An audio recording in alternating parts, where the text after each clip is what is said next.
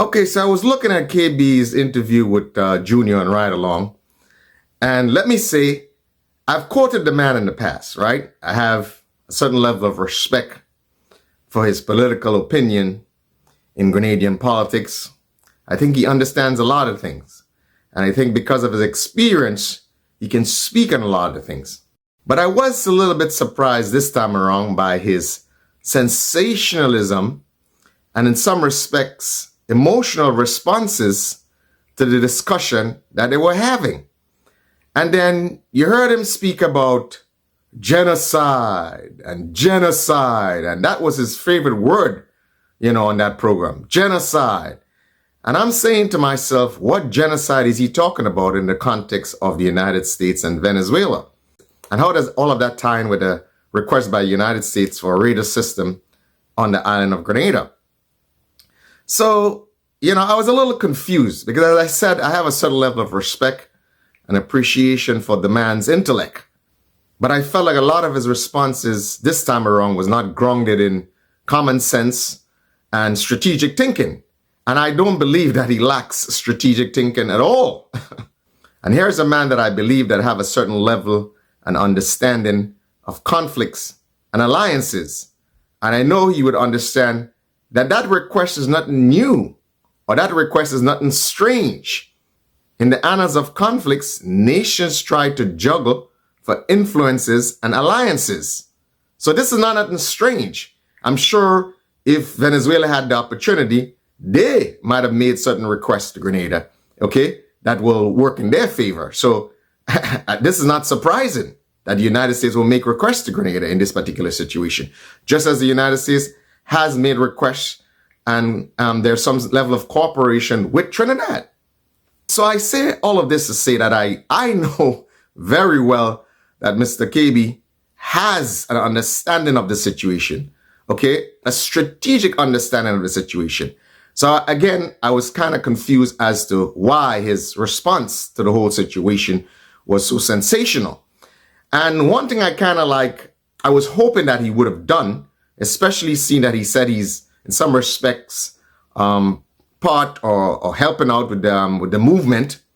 I was hoping that he would have seized the opportunity to tell Grenadians, a bit about what are the plans and programs for the movement and how the movement could influence politics in the next election, how the movement could become viable in the next election, how they could alter things in Grenadian politics. But I realized he didn't seize much of that opportunity. Instead, he made mostly analysis of the NDC and the NNP and their viability. I mean, if you're part of an organization, I would think you'll try to promote the organization. So I was looking for some sort of promotion of the movement, but I didn't see that. And I'm a little surprised that wasn't done. It was it's a program where you could have seized that opportunity and tell a little bit more about the movement. You know what I'm saying? Unless, I don't know, probably could have been some sort of arrangement with the host of the program that, hey, you can't talk too much about politics. I doubt that was the case though.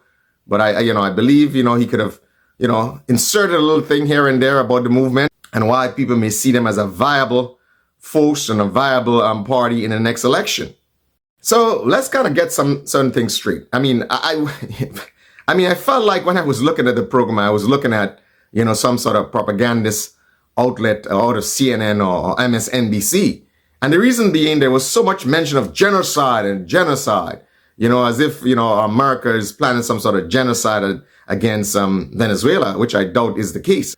As if America is planning some sort of genocide against Venezuela or something like that. I mean, for all we know, war may or could be averted. Diplomacy, there's always a chance for diplomacy.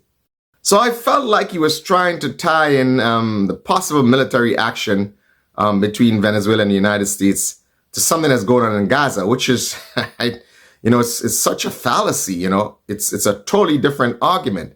And if we put things in perspective, we have to understand that the war in Gaza did not start under Trump's watch. A matter of fact, is when he left office, this all started.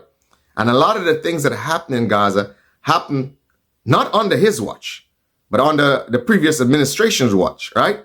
So think about it. It's only been like, what, a year and some? I would see that there has been a consolidated effort on part of the Trump's administration, to try to create some semblance of peace, to try to create some semblance of calm. So I know KB understands all of this geopolitical games in the world. And this is a gentleman, I believe, have a relatively decent amount of experience in geopolitics and even local conflicts. You see what I'm saying? So I was a little bit taken back by, some of his responses, really. He's starting to sound like he's campaigning to be a priest or something. One thing is clear, is that we cannot allow sensationalism, we cannot allow emotional thinking, and we cannot allow non-critical thinking in actually being used to come to some sort of reasonable resolution to that request. Now, Grenada does not have to say yes. Grenada does not have to say no. But I believe there are people elected who would assess this situation and come to their own conclusions as to whether or not a particular answer, yes or no, would be appropriate in their judgment, based on all the things considered, okay, and based on the ultimate interest of Grenada. That is key here. If it is in the interest of Grenada to say no, then obviously I would think the wise politicians would say no. If it is in the interest of Grenada to say yes, in their judgment, I would believe the wise politician will say yes. Okay? One thing that has to be taken into consideration is the implications of either answer, yes or no. That is for fact. And the ability to deal with the consequences of either answer, yes or no. So there are a bunch of people who would be sensational and emotional and say all sorts of things before a situation is resolved. And then when that situation is resolved and the issues become apparent, then they'll be like, oh my God, how could you make such a decision? So it's a very critical and difficult decision. No one would dispute that. It doesn't help when you approach a situation from a sensationalist or emotional perspective. That does not help. These are critical matters of state and require critical thinking. Okay? Careful, reasonable, critical thinking. And I understand that, the bulk of people in Grenada would have looked at, mainstream media. They probably look at CNN, they probably look at MSNBC and the mainstream media.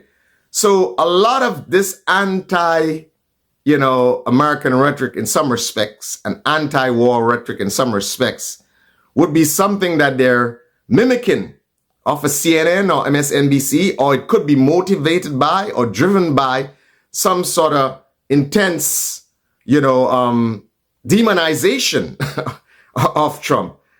And for us who understand the politics, the global politics and the American politics, we understand, we know what's going on.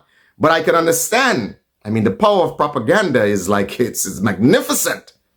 And I understand that mainstream global media, it does a hell of a job to influence what people think all over the world. And sometimes we don't stop. And we don't realize that when we look at mainstream media, that they have an agenda. You know what I'm saying? They have an agenda. These people are pretty cunning. These people are dangerously cunning. They could influence your thought process. They control everything you see and hear, pretty much.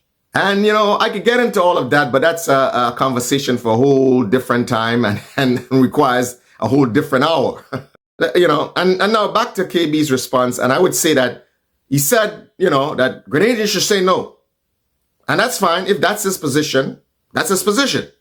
But I didn't feel like he elaborated or he explained or he reasoned as to why it was in the best interest of Grenadians to say no.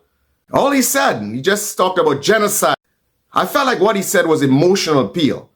He just said genocide and a genocide. And what genocide are we talking about? So I feel like he's appealing to the emotions of people and their feelings as it concerns Gaza, okay? And he's trying to translate that into a Venezuela-US situation. I'm sure KB understands. I know he understands. Venezuela and against the United States and Gaza situation is entirely different. You know what I'm saying? It's entirely different in terms of the parties, in terms of the military ability, in terms of the resources that the parties have to fight. Is an entirely different situation. So I think that's something, if he really wanted to do the show justice, he would have actually thought about the estimate of forces and military hardware that both parties had, and then come to a better conclusion about the whole situation. Instead of all the emotional and sensational genocide and genocide, I really didn't get it. So, the bottom line, KB, next time also, please, tell us a little something about the movement. Let's hear what programs the movement have in mind to actually propel Grenada forward. You know how I feel about a third party in Grenada. I want to see a viable third party in Grenada. And I support and appreciate the movement throwing its hat in the ring. I wish them all the best, because for me, a third party in Grenada would actually be a good thing for democracy in Grenada. It would be a good check and balance in the parliament, and it actually would give the electorate a better bang for their buck. So that's my take.